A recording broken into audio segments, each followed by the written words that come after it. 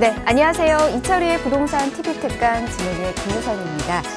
문구점에 볼펜 사러 가면은 바로 옆에 그 볼펜을 적어볼 수 있는 조그마한 종이 붙어 있는 거 다들 알고 계시죠? 거기다가 여러분은 주로 어떤 거 좀 적어보시나요? 아마 많은 분들께서 동그라미 이렇게 쳐보시기도 할 테고 아니면 지렁이, 물결 모양 뭐 다양하게 좀 적어보실 텐데 대부분의 사람들은 또 이걸 적는다라고 합니다. 그 지금 쓰고 있는 펜의 이름을 써서 이게 잘 나오는지 어떤 색깔인지 종종 쓴다라고 하는데 근데 또 이렇게 적는 사람들도 있대요. 그때의 기분이라든지 상태 또 생각나는 것들 적는 분들이 있다라고 하는데 아마 그분들은 지금 떠오르는 게 이런 거지 않을까 싶어요. 눈, 겨울, 춥다, 그리고 이철이 이렇게 쓰시는 분들도 분명 있으시지 않을까 싶습니다. 자, 부동산 투자하면은 항상 먼저 떠오르는 사람 이철이 원장이지 않을까 싶습니다. 여러분들의 부동산 오늘도 책임지고 속 시원하게 고민들도 해결해 드리면서 좋은 전략 세워드리도록 하겠습니다. 오늘도 방송 중에 궁금하신 사항은 전화와 문자 열어둘 테니까 연락 주시길 바랍니다. 02-1638-3947번 전화 열어두고 있고요. 문자는 정보용료 100원 부과됩니다. 샵 3989번으로 문자 남겨주시면 친절히 도움드리도록 하겠습니다. 자, 그럼 이철희의 부동산 TV 특강 본격적으로 출발합니다.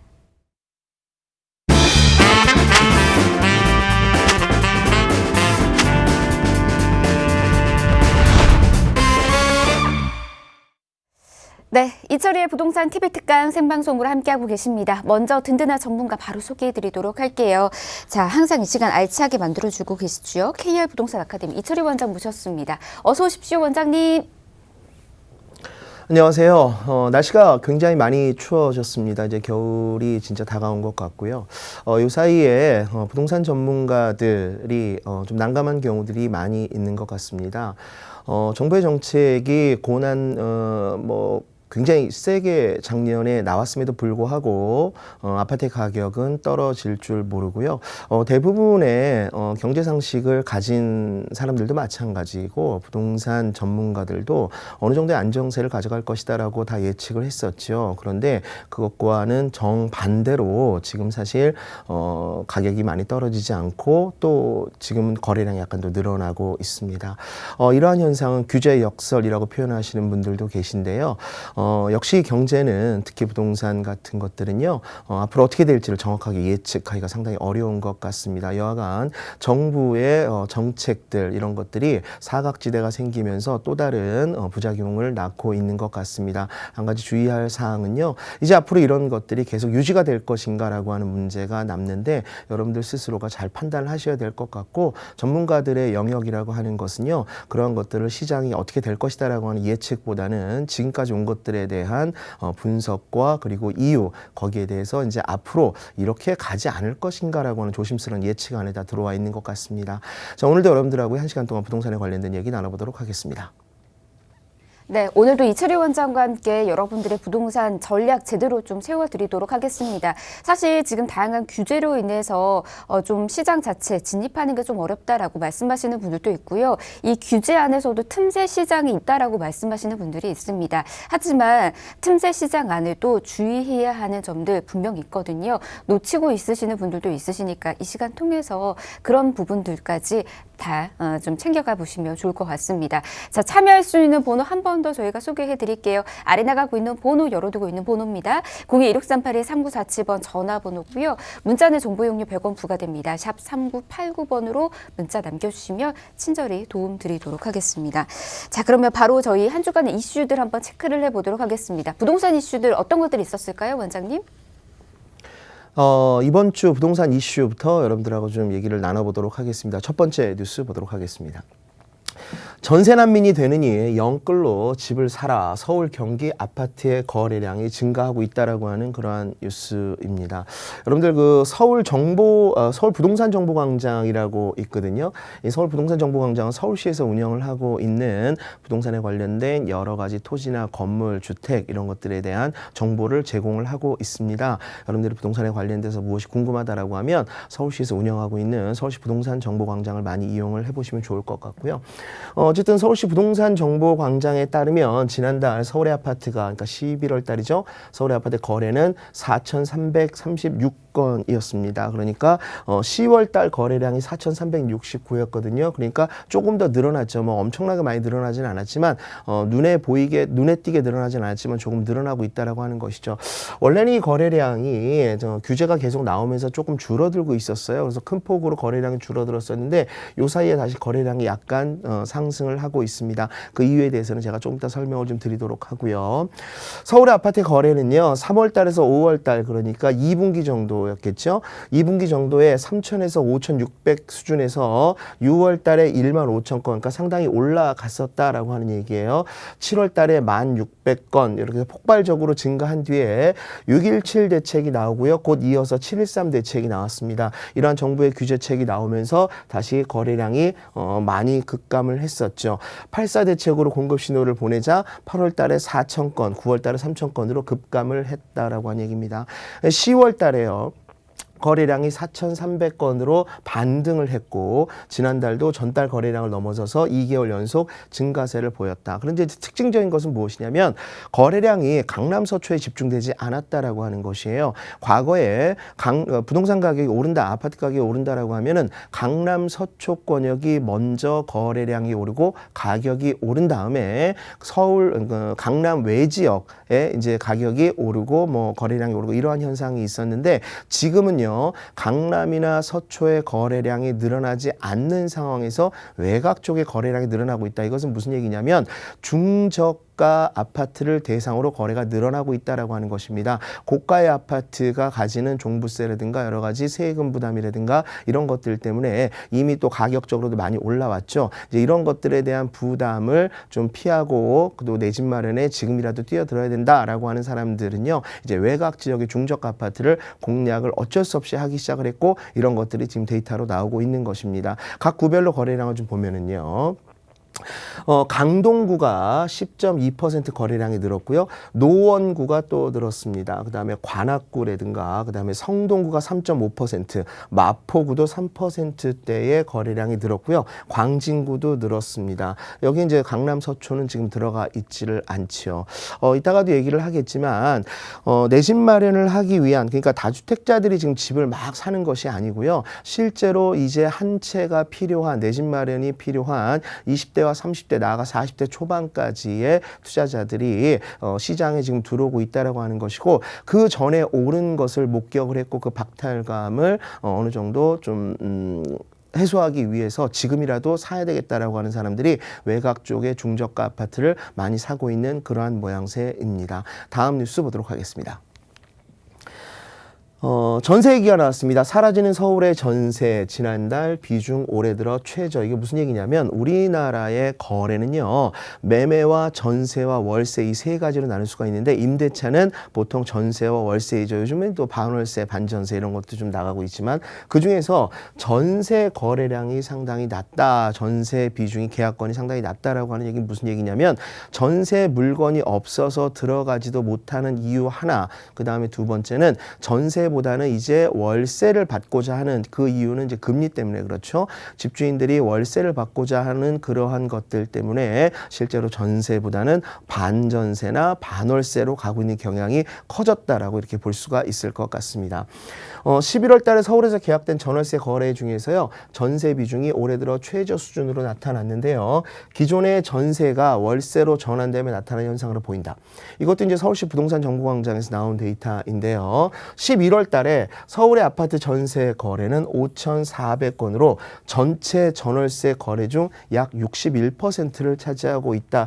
여러분들이 상식적으로 봤을 때 월세보다는 전세가 훨씬 더 많겠지. 예전에는 막 70%, 80% 된 적도 있었거든요. 그런데 61% 정도로 거래가 잘 안 되고 있다라고 하는 것입니다.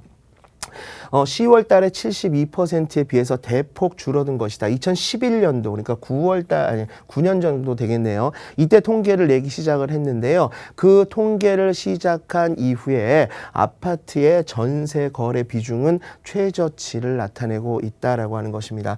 2016년도에 전세난이 상당히 심각했거든요. 2016년도에 전세난 1월 달에 59%였습니다. 서울 25개구 가운데서 전세 거래 비중이 가장 낮은 지역은 이제 강동구였다. 그러니까 월세 전환이 많이 되고 있다라고 하는 것이죠.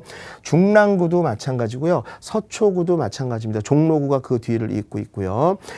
이것처럼 월세 거래가 대폭 늘어나고 있는 이유는 실거주 요건을 강화하고 보유세, 세금을 대폭 올리면서 집주인들의 부담이 커졌어요. 그래서 뭐 종부세도 내야 되고 재산세도 내야 되고 이런 것들을 충당을 하려다 보니까 집을 가지고 있는 사람들의 연령층은 지금 현재 소득이 많지 않거든요. 그러다 보니 그러한 것들을 임차인들한테 전가하는 방법, 뭐 전가라고 해서 얘기는 좀 그렇지만 임차인들한테 전가를 한다라고 쳤을 때의 월세로의 임대차 형태가 변화되고 있다라고 하는 그러한 얘기입니다. 집주인들이 전세를 주기보다는 직접 거주하거나 소액이라도 월세를 끼고 계약하려 하기 때문으로 보인다.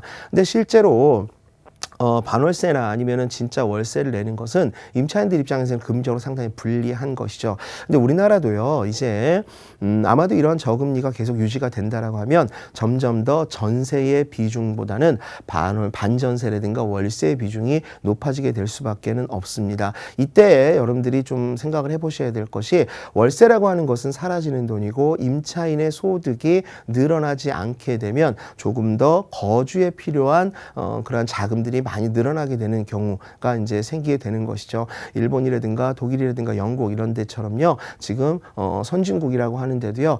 전세 제도가 없이 월세 제도로 돌아가고 있죠. 그래서 월세의 비중이 우리나라도 그 정도의 수준까지는 아니더라도 계속 늘어날 것으로 보입니다. 그러니까 사실 내 집 마련을 하고자 하는 사람들, 월세의 비중을 줄이고자 하는 사람들은요. 이 전세가 조금 더 줄어들기 전에 내 집 마련에 나서야 되는 이유도 바로 여기에 있는 것이죠. 자, 세 번째 뉴스 보도록 하겠습니다. 다음 주에 추가 지역을, 규제 지역을 추가로 지정을 하겠다라고 하는 얘기가 나왔는데요. 파주라든가 창원이라든가 울산 이런 데가 타겟입니다. 상대적으로 저평가가 돼서 많이 가격이 오르고 있다라고 지금 보여지는 것들이죠. 파주라든가 울산, 창원, 천안, 부산 일부 지역이 조정 대상으로 지정이 돼 대출이라든가 조정 대상으로 가게 되면 규제 지역으로 묶이게 되면 대출이 잘 안 되죠. 그 다음에 청약에도 규제가 많고 각종 세금도 혜택도 에서도 많이 벗어날 수 있게 됩니다. 부산의 동래, 그 다음에 남해운대, 연제, 수영 5곳, 그 다음에 대구의 수성, 경기 김포 이런 데가 이제 규제 지역으로 지정된 이후에 한 달여 만에 추가 지정이다. 사실 이제 규제 지역으로 묶이면은 뭐 그게 계속 규제 지역으로 가는 것은 아닙니다. 중간에 풀리기도 하고 다시 묶이기도 하고 그러니까 어떻게 보면 우리 게임 중에 두더지 게임처럼요. 투자자들이 많이 몰려가는 곳에 정부에서 계속해서 이렇게 망치질을 하고 있는 것이죠. 좀 더 근본적인 대책이 나와야 되지 않을까 싶습니다.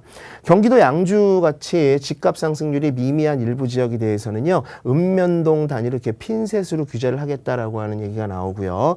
그 다음에 전국에서 아파트값 상승률이 역대 최고를 찍어서 해제는 핀셋으로만 이루어질 것으로 예상이 된다라고도 얘기를 하고 있습니다.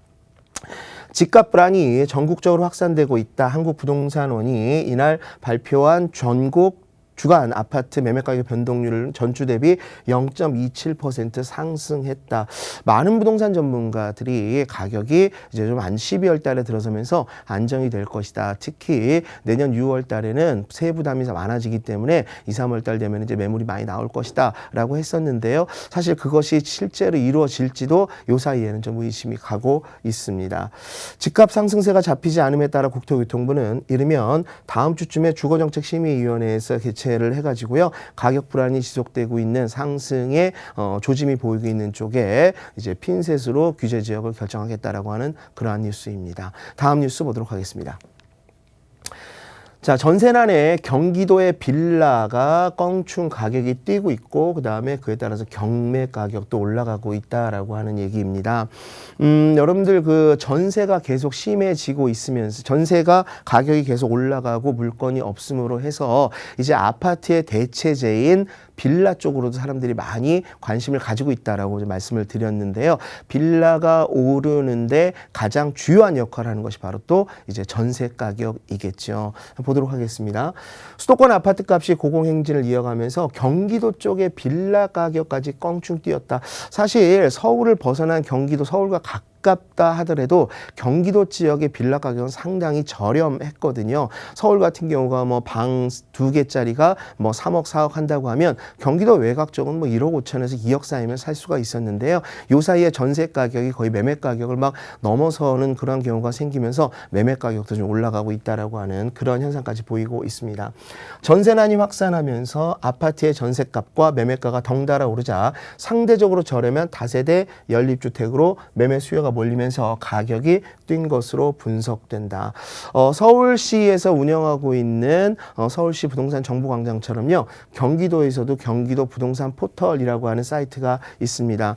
경기도의 다세대 연립주택 매매 건수 통계가 나왔는데요. 지난 8월 여름에 3,400건 정도가 됐었거든요. 근데 9월 달에 3,800건 그리고 10월 달에 4,900건 계속해서 거래 건수가 늘어나고 있다라고 하는 것이고요.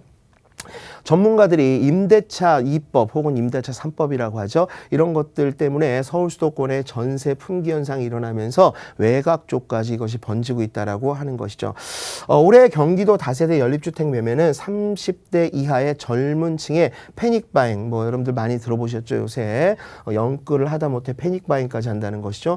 공학 매수가 거셌던 6월 달에 6,622건으로 가장 많았다.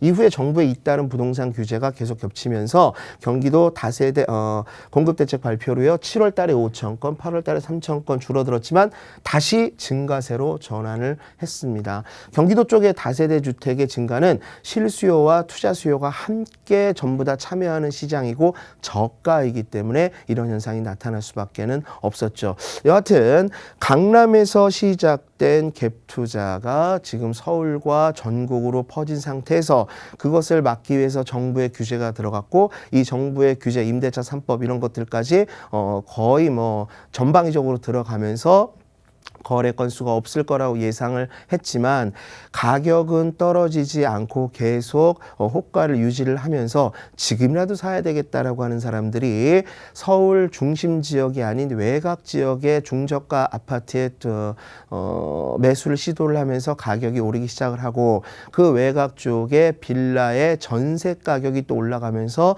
외곽 쪽의 빌라 다세대의 매매 가격도 오르고 거래량도 오르고 있다라고 하는 것이죠. 서두에 말씀드린 것처럼 이것은 어찌 보면 정책의 규제 역설의 결과이지 않을까 또 말씀을 드려봅니다. 다음 뉴스 보도록 하겠습니다. 자, 2년 거주의 규제를 피하려면 조합 설립이 급한데 시는 총회를 미뤄라라고 지금 광고를 하고 있다. 자, 내용은 무엇이냐면요. 정부가 지금 코로나의 확산세가 심상치가 않고 뭐 조금 있으면 3단계로 올린다라고 하는 얘기 나오고 있는데요. 그러니까는 집합 사람들끼리 모이는 것을 좀 피해라라고 하니까는요. 뭐 공연 전시뿐만이 아니라 정비 사업에 있어서 단계를 넘어가야 되는 조합의 총회들이 있습니다. 뭐 한두 명이 모이는 것이 아니기 때문에 혹시라도 그런 것들로 인해서 전염병 확산이 되지 않을까라고 하는 우려 때문에 각 조합에다가요 통보를 했습니다. 총회가 계획되어 있다면 미뤄라. 그런데 그 총회를 미루게 되면 올 수 있는 여러 가지 규제들이 있거든요. 이러한 규제를 피하려면 어쩔 수 없이 총회를 열어야 되는데 이런 것에 대한 딜레마가 있다라고 하는 그러한 뉴스입니다. 한번 보도록 하겠습니다. 서울시가 정부의 코로나19 2.5단계 방역 대책의 일환으로 자치구의 정비사업 총회 자체를 자제하라라고 하는 요청을 했습니다. 2년 내에 실거주 의무를 규제를 피하기 위해서 올해 안에 조합 설립 인가를 내야 되는 그러한 데들이 많이 있거든요. 그러한 재건축 단지들이 조합 설립을 서두르는 정부의 신호가 무색하게 이제 와서 대책 없이 지자체에서 그런 얘기를 하면 어떻게 하느냐. 규제를 뒤로 밀어주든가 해야지 이러한 상황에서 이렇게 볼멘 소리를 하고 있는 것이죠. 6.17 부동산 대책에 따라서 재건축 같은 경우요. 재건축 조합원이 이제 분양을 받으려면은요. 2년 이상 실거주를 해야 되거든요. 그런데 올해 안에 조합 설립 인가를 받게 되면 이것을 좀 피할 수가 있습니다. 그래서 올해 안에 신청을 해야 되는데 이걸 하려면 이제 총회를 열어야 되거든요. 근데 이러한 총회 자체를 열지 말라고 권고가 내려왔기 때문에 그렇습니다. 압구정 5구역이 조합 설립 추진위원회에서는요. 당초 26일로 이제 다음 주인데요. 예정됐던 조합 설립 창립 총회를 29일로 연기 얘기를 했습니다. 정부의 이러한 방역 대책이 28일까지 지속된다는 점을 감안한 조치다. 그래서 28일까지 일단은 집합금지 명령을 내렸기 때문에 29일로 옮겼다라고 하는 그러한 얘기입니다. 압구정 5구역 같은 경우에는요, 바깥에서 드라이브 스루 방식으로 창립총회를 열기 위해 장소를 섭외하는 이러한 일까지 벌어지고 있다고 합니다. 참 이러한 것들은 좀 우스운 얘기이기도 한데요. 모수울 수가 없죠. 왜냐면은 국민의 생명이 지금 위협받고 있는 그러한 상황이기 때문에요. 슬기롭게 이런 것들을 좀 피해 나갈 수 있도록 조합에서도 노력을 하고 있는 것 같습니다. 다음 뉴스 보도록 하겠습니다. 서울 중소형 아파트겠죠. 평균 9억 원을 돌파했다. 1년 새에 24% 정도가 상승을 했다는 겁니다. 규제가 이제 많이 나오기 때문에 뭐 똘똘한 채로 옮겨가야 된다라고 하는 것들, 그리고 아까 말씀드린 것처럼 30대 실수요자들 이런 분들이 이제 아파트 매수에 좀 나서고 있는데요. 중소형, 아까도 말씀드린 것처럼 대형 평형이라든가 아니면 중심지에 있는 것이 아니라 서울의 외곽에 있는 중소형 아파트, 중저가 아파트를 공략을 하고 있다고 제가 말씀을 드렸습니다. 서울로 향하면서 서울 중소형 아파트의 평균 매매 가격이 9억 원을 돌파했다. 사실 예전에는요, 이게 한 6억 원대였거든요. 근데 엄청나게 많이 지금 올라온 것이죠. 중소형 대가 30% 이상 가격이 올랐다라고 하는 것입니다. 지난달에 중소형 아파트, 그러니까 전용 면적 60평방미터니까 18평 정도 되거든요. 방 2.5룸이라든가 3룸, 작은 것들 얘기하는 겁니다. 이런 것들의 아파트의 평균 매매 가격이 9억 700만 원으로 집계가 되었다. 그래서 9억 원이 넘어선 건 이번이 처음 입니다. 지난해, 그러니까 2019년 11월 달에요. 중소형 아파트 평균 매매 가격이 7억 3천만 원이었거든요. 그러니까 1년 만에 사실 2억 원 이상이 오른 거예요. 2년 사이에 24%가 올랐고요. 서울 중소형 아파트 평균 매매가 상승률은 다른 면적과 비교했을 때 가장 높았다. 그러니까 방 3개짜리 30평대 아파트보다는 전용 면적 18평인 24평형 아파트, 20평대 초반의 아파트가 평균 매매 가격이 그 정도로 많이 상승을 했다라고 하는 것입니다. 그 다음에 많이 오른 평형이 60평방미터 이하의 소형 평형으로 평균 가격은 7억 1천만 원이다. 그러니까 18평 이하의 더 작은 아파트는 더 올랐다라고 하는 그러한 얘기이죠. 이것은 이제 다른 선진국과 비교해도 같은 패턴으로 보여집니다. 역사적으로. 강북의 경우에 소형 면적이 지난 1년간 30%를 상승하며 평균 가격은 5억 2천만 원을 기록을 했고요. 중형 같은 경우는 102평방미터형이죠. 전용 면적 85평방미터 초과. 그 다음에 중대형은 102평방미터 초과. 이런 것들의 평균 가격은 11억 3,900만 원, 11억 4천만 원 정도가 됐습니다. 그러니까 면적이 줄어드는 것, 면적이 작은 것들이 훨씬 더 많은 폭의 상승세를 보였다라고 하는 것입니다. 그러니까 큰 평형을 선호하던 때하고요. 지금은 이제 미니멀 라이프로 진행이 되면서 나이가 좀 있으신 분들도 아이들을 다 출가시키고 큰 면적이 필요 없고, 그 다음에 30대 분들 같은 경우에는 이제 많은 돈을 들여서 서울에 진입하기가 어렵기 때문에요. 중소형 혹은 그 이하를 많이 선호하고 있고, 지금 아파트 가격이 많이 오른 것에 비해서 작은 것들이 덜 올랐기 때문에 이쪽으로 올 여름 이후에 상당히 많이 사람들이 들어갔다라고 하는 그러한 뉴스입니다. 이제 마지막 뉴스 보도록 하겠습니다. 동작구 사당 5구역 508가구 신축 아파트로 재건축을 한다. 여기 위치가 어디냐면은요. 여기가 이제 사당동에 가면 여러분들 사당역이라고 있거든요. 이 사당역을 중심으로 위쪽으로 가면은 이제 4호선이 지나가고, 이쪽으로 가면은 이제 2호선이 지나가는데, 위치는 어디냐면은요. 바로 이쪽입니다. 남성중학교 있는 곳, 여기 이제 재건축, 여기는 도로 사정이 좋기 때문에 재개발이 아니라 이제 재건축, 단독주택 재건축으로 추진을 하고 있는 곳이고요. 사당역하고 상당히 가깝고, 그 다음에 낙성대역하고도 가깝습니다. 2, 4호선 환승역이기 때문에요. 이 지역에 있는 빌라들이라든가 단독주택이라든가 이런 것들, 또 아파트 같은 경우도 상당히 좀 가격들이 높거든요. 그래서 이게 이제 경기도로 나가는 지역의 거점일 수 있기 때문에 앞으로 이제 여러 가지 개발 호재들이 많이 있고, 또 여기는 이제 방배동에 위치를 하고 있기 때문에 이쪽에 아파트 가격이나 빌라가 상당히 높거든요. 여기에 대한 수혜를 받을 수 있는, 여기 이제 나중에 아파트가 되면 수혜를 받을 수 있는 곳이기 때문에 이쪽도 한번 눈여겨보시면 좋을 것 같습니다. 자, 이상으로요. 이번 주에 나온 뉴스 정리해드렸습니다. 네, 이렇게 한 주간의 이슈도 이철희 원장과 함께 하나하나씩 좀 살펴봤습니다. 마지막에 소개해드렸던 이 사당 같은 경우에도 많은 분들이 관련된 호재들 좀 누려보실 수가 있을 것 같습니다. 지역적인 분석 한 번 더 해보시길 바라겠고요. 이슈 안에서 다양한 이야기들이 좀 있었는데 전세난이 정말 심각한 모양인 것 같습니다. 우리가 계속해서 전세난으로 인해서 많은 사람들이 힘들어한다라는 얘기들을 좀 해드렸는데 이 전세난으로 인해서 영끌족들이 굉장히 많아지고 있는 것 같아요. 다양하게 이제 매수 희망하시는 분들이 좀 많이 있는데 이로 인해서 빌라나 다세대 주택의 매매가까지 상승된 모습도 지금 보여주고 있다라고 하네요. 전략 세우고 있으셨던 분들은 이 점 참고해 보시길 바라겠고요. 이 밖에도 좋은 전략 좀 필요하시거나 상담을 좀 하고 싶으신 분들은 지금 이철희 원장과 함께 나눌 수 있는 정보 한번 받아가 보시길 바랍니다. 상담 어떻게 하면 좋을까요, 원장님? 네, 코로나19의 여파로 인해서요. 지금 이제 학원에서는 지금 세미나를 할 수가 없습니다. 없고 대면 상담 혹은 전화 상담을 하고 있는데요. 요 사이에 아까 말씀드린 것처럼 아파트, 서울 강남의 아파트 쪽의 상담보다는요. 외곽 쪽의 아파트 그리고 나아가서 빌라 가격이 많이 오르고 있기 때문에 빌라나 오피스텔에 대한 상담들이 많이 들어오고 있습니다. 여러분들이 궁금해하시는 점 어디에다가 조금만 소액으로 빌라라도 하나 사놔야 되겠다라고 하는 그러한 요청이 많이 있으신데요. 필요하신 부분들이 있으면 제가 전화 상담을 해드릴 테니까요. 지금 밑에 나가는 전화번호로 남겨주시면은요. 제가 연락을 직접 드려서요. 상담 궁금한 점을 풀어드리도록 할 테니까 여러분들 전화 많이 해주시기 바랍니다. 네, 이철희 원장과 함께 1대1로 나눌 수 있는 상담입니다. 꼭 예약하셔야지만 상담 나누실 수가 있으니까 미리미리 연락 주셔서 예약해 보시길 바랍니다. 02-1638-3947번 또 정보용료 100원 부과되는 샵 3989번으로 이철희 예약 이런 식으로 남겨주셔도 저희가 안내와 예약 도와드리도록 하겠습니다. 자, 1부 이렇게 마무리하고요. 잠시 뒤 2부에서는 요즘 가장 핫한 투자처라고 하죠. 관련된 정보들도 전해드리도록 하겠습니다. 잠시만 기다려주세요.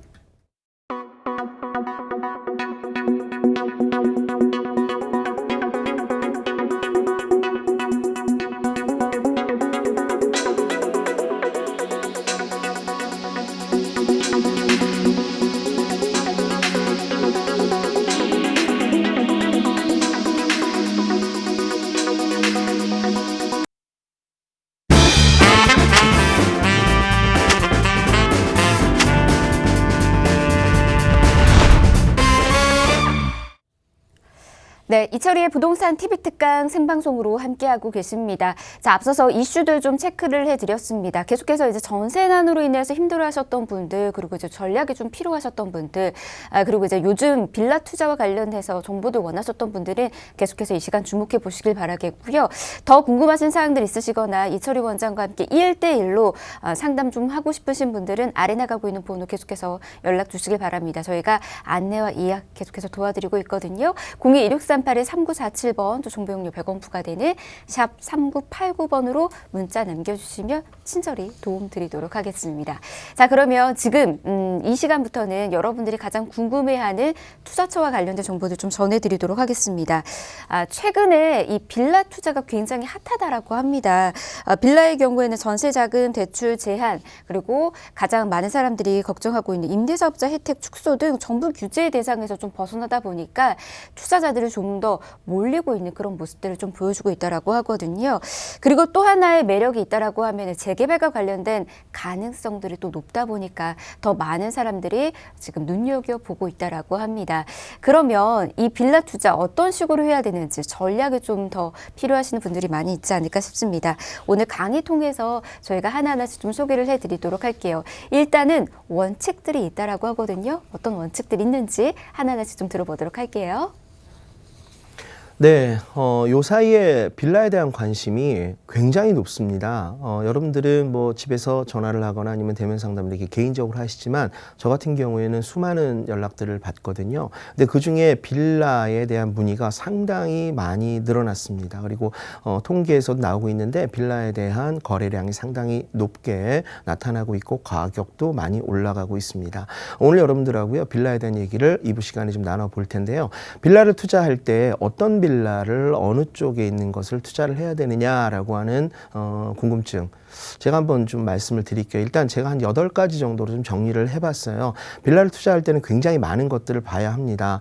그런데 요새처럼 막 그냥 사기만 하면 올라가는 시장에서는요, 이게 커다란 의미는 없을 수도 있다라고 생각할 수 있지만 실제로 시간이 흐르고 나면 지금의 상승세는 훗날 또 어느 정도의 보합세로 좀 넘어갈 거기 때문에 그때를 위해서 매도할 때를 위해서 지금 매수를 잘 해야 하거든요. 어떤 것을 어떻게 사야 되는지에 대해서 여러분들에게 좀 설명을 드리도록 하겠습니다. 자, 기본 8원칙이다라고 제가 좀 말씀을 좀 먼저 좀 드릴게요. 첫 번째는요, 역세권의 여부를 따져라. 이것은 제 경험적인 측면입니다. 물론 여기니까 그냥 얼핏 생각하기에 역하고 가까운 데가 접근성이 좋기 때문에 당연히 가격 오름폭에 좋겠지라고 일반적인 그것은 생각이고요. 실제로 빌라를 매매를 하고자 내놓으시는 분들, 그리고 이것을 살려고 하는 사람 입장에 생각해 볼 때는요, 첫 번째로 물어보는 게 바로 역하구의 거리입니다. 역하구의 거리 혹은 역과의 도달할 수 있는 시간, 이것들이 상당히 중요하고요. 그럼 역세권이 몇 메타냐, 법적으로 역세권이 몇 메타가 역세권이다라고 투자성에 이렇게 정해진 것은 없겠죠. 걸어서 6, 7분 사이에 들어오면 우리는 그냥 역세권이다라고 보면 될 것 같고, 역과의 거리를 따지는 것은 이것은 나중에 훗날 임대료, 전세 가격에도 연동이 되고 내가 팔 때에 매수자가 원하는 바로 1번 질문이기 때문에 역세권을 사시는 것이 일단 유리합니다. 역세권이기 때문에 좋다가 아니라 매도를 할 때 유리하다라고 하는 거예요. 당연히 역세권이면 가격은 어떻겠습니까? 비싸겠죠. 역세권 주변은 땅값 자체가 비싸기 때문에 빌라나 다세대의 원가 자체도 비싸게 되어 있습니다. 투자에 있어서 가장 중요한 것은 지역이라는 것도, 입지도 물론 중요하지만 가격이 굉장히 중요하거든요. 그러니까 역세권이라고 하는 입지는 좋지만 가격 자체가, 절대 가격이 높으면 투자성이 떨어질 수도 있는 것입니다. 여러분들이 투자할 때 돈을 벌려고 투자하는 것이지 누군가한테 자랑하려고 투자하는 것은 아닐 것입니다. 그렇기 때문에 역세권이 좋다라고 하는 의미는, 다시 한번 말씀을 드리면, 내가 훗날 매도를 할 때 매수자가 기꺼이 괜찮다라고 하는 생각이 들만한 그러한 요소 중에 하나다라고 하는 것입니다. 그래서 빌라를 매입할 때는요, 역과의 거리나 시간을 따져보는 전략 가져가셔야 되고요. 자, 두 번째는 내용 연수를 살펴라라고 하는 것입니다. 내용 연수가 뭐냐면요, 노후도를 얘기하는 겁니다. 과연 이 빌라가 준공이 난 지 몇 년이 되었는가 했을 때 신축이 있을 수도 있고요. 5년 미만이 있을 수도 있고 10년 이상이 있을 수도 있고 20년에서 30년 정도 된 게 있을 것입니다. 몇 년 정도가 되었냐에 따라서 투자의 전략을 다르게 가져가야 됩니다. 만약에 신축이다라고 하면은요, 전세 가격을 많이 봐야 되거든요. 3번에다가 적어놨거든요. 신축은 전세가율이 중요하다. 왜냐하면 신축을 선호하는 사람들이 기꺼이 지불할 수 있는 전세 가격의 수준과 내가 매입하는 매매 가격의 수준이 거의 붙어서 투자 금액이 줄어들었을 때 효과적인 투자를 할 수가 있다라고 하는 그러한 갭 투자의 원칙이 있거든요. 그렇기 때문에 여러분들이 2년 신축으로 이제 준공을 앞두고 있거나 이제 입주를 하는 것들은요, 반드시 전세 가격의 수준을 먼저 보아야 됩니다. 그다음에 두 번째, 구축 얘기가 나왔는데요. 오래된 것을 얘기합니다. 이 구축 같은 경우에는 20, 30년 아주 오래된 것들을 얘기하는 거거든요. 이 오래된 것들은요, 무엇을 봐야 되냐면 대지 지분을 보셔야 됩니다. 개발이라고 하는 것은요, 사적으로 내 집이 노후됐으니까 이거를 철거하고 새로운 빌라를 짓겠다라고 하는 것도 개발이고, 그리고 그 주변에 재개발이나 재건축의 호재가 들어와서 내가 가진 건물이 자동으로 멸실이 돼서 아파트의 입주권을 받는다라고 하는 개발이 있을 수가 있겠죠. 근데 오늘 제가 얘기하는 것은 재개발 쪽의 빌라가 아니고요, 일반적인 빌라를 얘기하는 것이기 때문에 노후가 많이 된 빌라다, 그런데 재개발 계획은 없다라고 했을 때에 근데 가격은 싸다라고 한다면은요, 대지 지분을 따져 보아야 됩니다. 이 대지, 이따가 제가 그 실 사례를 들어서 말씀을 드릴 건데, 어쨌든 얘는 오래됐기 때문에 재건축을 해야 되거든요. 자체적으로 재건축을 할 때 위로 쌓아 올릴 수 있는 건물의 면적은 혹은 분양가와 연동이 되겠죠. 이것을 비싸게 받으려면 지금 현재 주변의 대지 지분이 넓어서 많이 쌓아 올려서 분양할 수 있는 가격이 높아야 되는 것이기 때문에 대지 지분이 넓은 것이 중요합니다. 어차피 노후된 것은요, 전세 가격이 낮습니다. 그러니까 전세가율이 높은 갭 투자하고는 개념 자체가 다르다라고 하는 것을 여러분들이 반드시 구분을 하셔야 됩니다. 그리고 5년이나 10년 정도 된 것들이 있죠. 그러니까 이 신축도 아니고 그렇다고 엄청 오래된 것들도 아니고, 얘는 첫 번째 위에서 얘기한 전세가율도 보셔야 되고요. 대지 지분도 보셔야 되겠지만, 가장 중요한 것이 뭐냐면 이렇게 중간에 낀 것들은요, 개발의 호재입니다. 이 개발의 호재라고 하는 것은 얘들 스스로가 재건축을 하는 그러한 개발이 아니라 주변에서 어떤 뭐 인프라의 개선이라든가 이런 것들로 인해서요, 주변이 좋아지면서 임차인들이 더 들어 선호하게 되는 지역이 되는 그러한 지역이었을 때 전세 가격이 올라가니까 매매 가격도 올라갈 수가 있거든요. 그러니까 아주 신축일 때는 전세가만 먼저 보시고, 아주 오래된 것은 대지 지분을 보시고, 중간에 5년 10년, 15년 차 있는 것은 지속 가능한 주변의 인프라 개선 같은 그러한 개발 호재, 이런 것들을 살피셔야 된다라고 하는 그런 얘기입니다.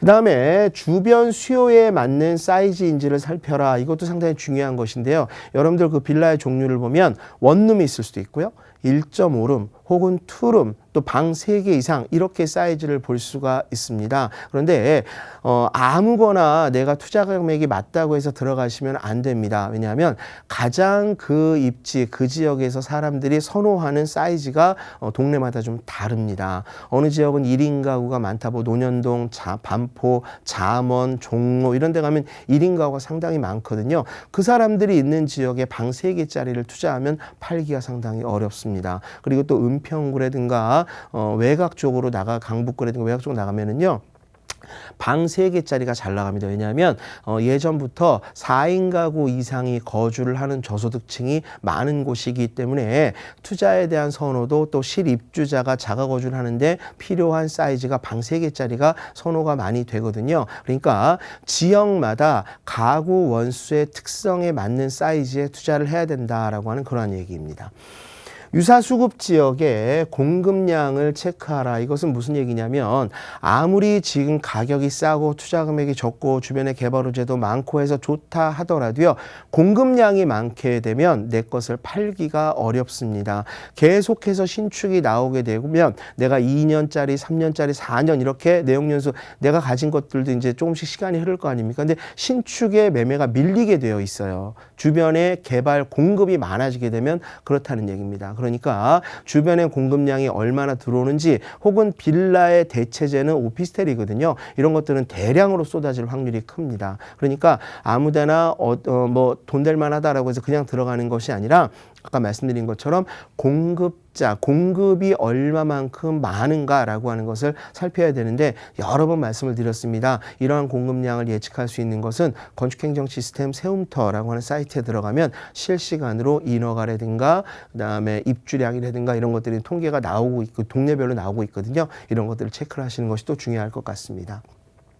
마지막으로요, 투자 기간과 수익률을 예상하고 특정하라. 이거 무슨 얘기냐면, 내가 지금 5천만 원을 투자해서 빌라를 투자를 하는데 이걸 가지고 5억을 벌겠다라고 하시면 안 되겠죠. 5천만 원에 맞는, 지금 세상에는요 굉장히 촘촘하게 되어 있습니다. 투자자들도 상당히 많이 있고, 그분들이 원하는 수익률의 평균이라고 하는 것이 있어요. 경쟁도 되게 심하죠. 그렇기 때문에 내가 5천만 원을 투자해서 몇 억 이상을 빌라로 벌겠다라고 하면은요, 그런 데는 찾을 수가 없습니다. 불가능하다는 얘기입니다. 그렇다면 내가 5천 정도 빌라 전세 끼고 갭 투자를 했을 때 한 2년 정도 전세가 이제 만기가 돼서 3년 정도 후에 나가게 되면 전세 가격이 한 4천만 원 오르겠다. 그러면 매매 가격도 그 정도 오르겠다라고 하는 정도의 예측을 하고, 그 정도의 수익률 예상을 하고 들어가야지, 더 큰 수익률 대박을 바라고 나면은요, 투자 자체를 하기 힘들다라고 하는 것입니다. 운이 좋아서 1, 2천만 원, 2, 3천만 5천만 원을 투자해서요. 한 7, 8천을 벌 수도 있겠지만 이런 것들은 경쟁도 심하고 물건을 찾기가 상당히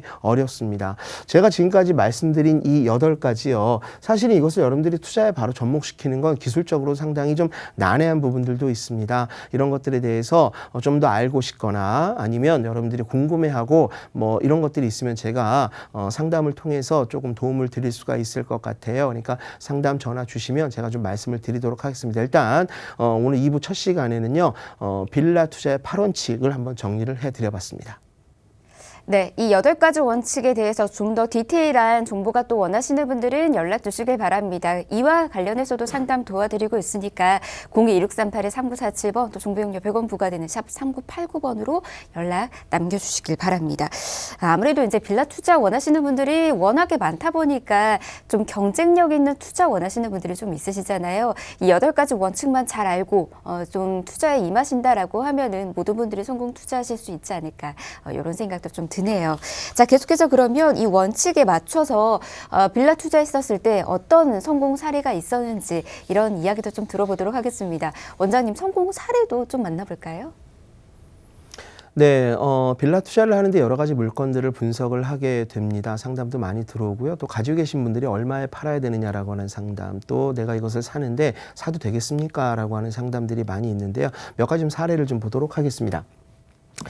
서울 송파구 가락동에 있는 신축 빌라 얘기입니다. 보시면은요, 내용 연수를 보면 신축입니다. 그러니까 이제 준공을 얼마 안 남긴 것이죠. 대지 지분은 5평이라고 해요. 그리고 전용 면적은 11평입니다. 전용 면적이 11평이니까 방 2개 정도 되겠구나라고 이제 우리가 예상을 해야 되고, 아까 말씀드린 원칙이 있었죠. 과연 송파구 가락동에 방 2개짜리를 원하는 사람들이 많이 있느냐? 예, 그렇습니다. 통계적으로 봐서도요, 원룸보다는 투룸, 또 쓰리룸보다는 투룸을 원하는 사람들이 많고 거기에 전세 거래가 많기 때문에 방 2개짜리에 투자하시는 것은 맞습니다. 그리고 매매 가격은 3억 5천에 제시가 되어 있고요. 전세 가격은 예상 시세가요 2억 9천만 원입니다. 그러니 이제 투자 금액은 6천만 원으로 이렇게 규결이 되겠죠. 자, 매매 가격이 3억 5천만 원이고 전세가 2억 9천만 원이다. 사실 이걸로 봤을 때는요, 전세가율이 거의 뭐 80%가 훨씬 넘기 때문에 아까 말씀드린 것처럼 신축은 전세가율을 보라고 그랬잖아요. 전세가율이 85% 이상이다 그러면 실제로 투자하는데 커다란 무리는 없습니다. 더더군다나 신축을 선호하고 그다음에 임대차 3법 때문에 계약갱신 청구권으로 인해서 이제 2년에서 4년으로 살 수 있게 된다면 앞으로 얘는 전세를 아직 이제 안 들어갔으니까 전세를 놓았을 때 2억 9천만 원 이상을 놓을 수도 있고요. 그리고 훗날 3년 4년 뒤에 2억 9천만 원이 아니라 3억 5천 막 이렇게 전세가 갈 수도 있습니다. 그렇게 되면 매매 가격보다는 전세 가격이 낮아야 되기 때문에 매매 가격은 올라갈 가능성이 커지게 되겠죠. 얘를 월세를 놓는다 그러면 보증금 1,000에 월 90만 원 정도 놓을 수 있다라고 해요. 과연 그렇다면 내가 전세를 놓을 것이냐 월세를 놓을 것이냐 이런 고민도 하게 되는데, 실제로 월세를 놓게 되면은요, 연으로 따지게 되면 1,000만 원 정도가 들어오지 않습니까? 그럼 내가 돈을 3억 5천만 원을 투자해서 1,000만 원 정도가 들어온다라고 하면은요, 수익률이 그렇게 좋은 것은 아닙니다. 물론 은행 금리를 따졌을 때는 좋기는 하겠지만 월세를 두려면 내가 투자 금액을 상당 많이 올려야 됩니다. 여러분들한테 제가 여러 번 얘기를 했었죠.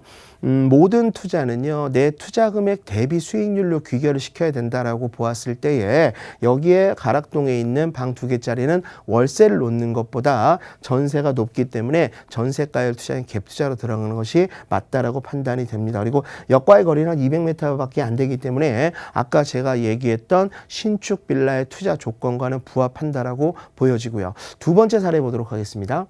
서울시 동작구 사당동에 있는 조금 연수가 있는 구축 빌라입니다. 내용 연수는 10년이 되었고요. 그다음 대지 지분은 10평입니다. 그리고 전용 면적은 15평입니다. 그러니까 대지 지분이 10평인데 전용 면적이 15평이면은요. 용적률 200% 이상을 다 찾지 못한 거거든요. 그러니까 얘가 훗날 개발이 되면 조금 더 많은 개발 이익을 가져올 수도 있겠구나라고 여러분들이 예측을 하시면 좋을 것 같고요. 지금 제시된 매매 가격은 3억 원입니다. 그리고 전세 시세는 때는 2억 5천만 원이고 투자 금액은 5천만 원이 됩니다. 월세를 놓았을 때는 1,000에 70만 원 정도 받을 수가 있는데 매매 가격 대비 아까처럼 월세를 놓았을 때는 뭐 그렇게 좋은 상황은 아닌 것 같아요. 얘도 그냥 전세를 끼고 사는 것이 좋은데 여기에 장점은 뭐냐면 아까 말씀드린 것처럼 사당동의 개발 호재, 아까 얘기했었죠. 5년, 10년, 15년 차는요. 지역의 개발 호재를 보라고 제가 말씀을 드렸어요. 얘 자체는 현재 재건축이 안 되겠죠. 10년밖에 안 되기 때문에. 그러나 주변에서 재개발 혹은 재건축 이런 것들이 이루어지면서 이주 수요가 발생을 하게 되고 그러한 이주 수요가 찾는 전세들, 이 전세 가격이 올라가게 되면 매매 가격도 덩달아서 올라가게 되는 그런 갭 투자 효과를 볼 수가 있게 되는 것이죠. 지역적으로 얘는 사당동이기 때문에 투자해도 괜찮을 것 같아요. 왜냐하면 사당동은요. 방배동이라고 하는 곳도 있고 그 다음에 2, 4호선 역세권이 경기도로 나가는 관문이기도 하고 그 다음에 여기 이제 방배동 주변에는요. 여러 가지 재건축이 좀 많이 진행이 되고 있고 바로 넘어가면 또 이제 과천입니다. 그래서 지역적으로 상당히 우수한 쪽이기 때문에 사당동 지역의 대지 지분도 작지 않아요. 10평 정도 되고 그다음에 전세시세가 2억 5천 정도 되기 때문에요. 한 5천만 원 정도로 투자를 해도 괜찮을 것 같은 그러한 상담이었다라고 하는 그러한 내용이었습니다. 자, 마지막으로 세 번째 보도록 할게요. 서울 서초구 서초동이 있는 구축빌라입니다. 얘는요. 내용 연수가 28년, 그러니까 상당히 노후가 된 연립주택인 것입니다. 너무너무 오래되었기 때문에 이제 수리도 해야 되고 무언가 개발을 해야 될 때입니다. 대지분 11평이고 전용 면적이 13평입니다. 얘를 개발을 했을 때 매매 가격은 지금 현재 4억 원이거든요. 전세는 당연히 가격 자체가 좀 낮을 수밖에 없습니다. 투자 금액은 1억 5천만 원인데 실제로 서초구의 오래된 빌라를 1억 5천에 투자한다는 것은 물건이 이런 물건은 상당히 귀한 물건이라고 좀 보셔야 될 것 같고요. 일단 얘가요. 대지 지분이 11평이기 때문에 훗날 22평을 지을 수가 있고 지금 전용 면적 11평짜리 신축 빌라 시세는 어느 정도 하냐면 대략 한 4억에서 4억 5천 정도가 가고 있거든요. 그렇다면 4억 5천 정도면 총 매출이 훗날 다 지금 9억 정도가 나올 것이고 건축비가 들어가는 게 대략 한 1억 5천 정도 들어갈 거예요. 그럼 7억에다가 지금 내가 사는 가격 4억 원 원가를 빼게 되면은 그래도 한 3억 원 이상의 수익이 날 수 있는 그러한 물건으로 보여집니다. 그러니까 제가 말씀드린 것처럼 서초구에 있는 서초동의 구축 빌라라든가 아니면 동작구에 있었던 사당동의 구축 빌라 아니면 가락동에 있는 신축 빌라 요 세 가지를 제가 구분을 해드렸습니다. 신축일 때, 구축일 때, 아주 오래되었을 때 역과의 거리 그리고 전세가율 그리고 주변의 개발 호재 그리고 주변의 공급량 그리고 가구 원수 이런 것들을 좀 종합적으로 판단을 해서 나의 투자 금액에 맞는 투자를 하시면은 상당히 좋을 것 같습니다. 그래서 빌라 투자를 여러분들이 하실 때에는요. 처음 얘기했던 빌라 투자 8원칙을 머릿속에 염두하시고 실제로 나온 물건을 그것들과 접목을 시켜보시고 마지막에는 전문가의 도움을 받아서 선택을 할 수 있었으면 좋을 것 같고요. 이 원칙에 맞는 물건들을 엄청나게 찾기는 어렵습니다. 하지만 조금이라도 찾으려고 하는 노력 사이에 여러분들의 지식은 늘어나게 될 것이고요. 훗날 성공 투자를 할 수 있는 그러한 단추가 되지 않을까 싶습니다. 오늘 여기까지 말씀드리도록 하겠습니다. 네, 이철희 원장과 함께 성공 사례까지 좀 만나봤습니다. 앞서서 소개해드렸던 8가지 원칙에 맞춰서 이렇게 좀 설명을 도와드린 것 같습니다. 특히나 이제 많은 분들께서 성공 사례를 딱 봤었을 때도 앞서서 소개해드렸던 8가지 원칙하고 대입해서 살펴보시는 분들도 분명 있으셨을 거예요. 자, 여러분들도 지금 바라보고 있는 뭐 빌라 투자라든지 아니면 재개발 투자, 투자처와 관련해서 이 8가지 원칙에 맞춰서 한번 살펴보신다라고 하면은 그곳이 가치가 있는 곳인지 아닌지도 분명 보일 수 있거든요. 혼자서 또 살펴보기 힘드신 분들은 아래 나가고 있는 번호로 연락 주시면 됩니다.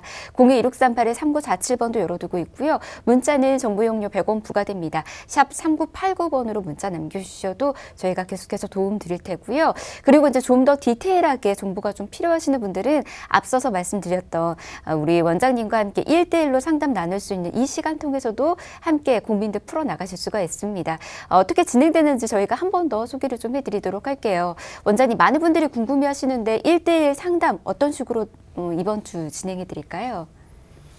네, 코로나19 영향으로 인해서요. 지금 강의실에서 강의는 지금 하기가 좀 어렵습니다. 대면 상담 혹은 전화 상담을 진행을 하고 있는데 모든 것에는 때가 있는 것 같습니다. 강남의 아파트를 투자해야 할 때, 그리고 외곽의 중저가 아파트를 투자해야 할 때, 수도권에 신규로 들어서는 택지를 조성을 하는 그런 3기 신도시 이런 데 투자하는 때, 그리고 물건도 빌라를 투자해야 하는 때, 그리고 빌라를 어느 때 어느 곳에 투자해야 받아야 하는가 이런 것들이 전부 다 시기마다 다를 수 있거든요. 그런데 강남에서 어느 정도 지금 거래량이 지체가 되고 있는 상태에서 외곽도 빠른 속도로 키높이를 하고 있고 이것이 거의 다 이제 막바지에 온 것 같은 느낌이 듭니다. 그렇다면 이제는 무엇을 기다려야 되느냐, 무엇에 투자를 해야 되느냐, 큰 돈이 들어가는 아파트보다는요, 소액으로 분산시킬 수 있는 혹은 우리의 자식들한테 무언가 제공해 줄 수 있는 빌라나 오피스텔에 관심을 가져야 될 때인 것 같아요. 제가 빌라나 오피스텔을 사라고 종용을 하는 것은 아닙니다. 하지만 투자라고 하는 것은 때가 있고 내 투자 금액에 맞게 좋은 장소를 해서 인플레이션을 해지하기 위한 가장 기본적인 경제 활동 중에 하나이거든요. 그러니까 날은 춥습니다. 그리고 코로나도 지금 계속해서 좀 안정이 되고 있지는 않습니다. 하지만 투자 활동은요, 계속해서 꾸준하게 여러분들이 해야지 훗날에 여러분들이 인플레이션에 매몰되지 않는 그런 결과를 나올 수가 있거든요. 코로나19 때문에 많이 힘드실 텐데요. 전화 상담, 대면 상담 진행을 하고 있으니까요. 지금 빌라나 오피스텔 혹은 투자에 관련돼서요. 궁금하신 점이 있으시면 전화를 해주시거나 문자 예약을 해주시면 제가 전화를 직접 걸어서요. 궁금증을 해소해 드리도록 하겠습니다. 자, 여러분들 겨울 잘 나시고요. 저는 다음 주에 다시 찾아오도록 하겠습니다. 지금 아래 나가고 있는 번호로 연락 주시면은 저희가 계속해서 예약 도와드릴 테니까 연락 주시길 바라겠고요. 사실은 이제 정부의 규제 속에서 많은 분들이 관망하고 있을 거라고 생각하시지만은 정말 투자의 고수들은 지금 움직이고 있다라고 합니다. 이철희 원장과 함께 좋은 전략 계속해서 채워나가 보시길 바랍니다. 자, 저희 오늘 여기에서 인사드릴게요. 함께해 주신 여러분 고맙습니다.